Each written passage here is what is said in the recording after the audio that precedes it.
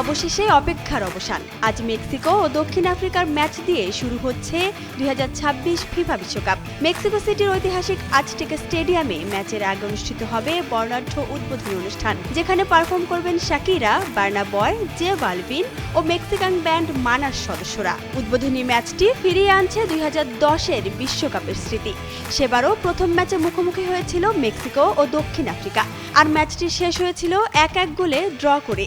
১৬ বছর পর আবারও বিশ্বকাপের উদ্বোধনী মঞ্চে দেখা হচ্ছে দুই দলের। এবারের বিশ্বকাপের বিশেষত্ব হলো ৩ আয়োজক দেশেই আলাদা উদ্বোধনী অনুষ্ঠান হচ্ছে।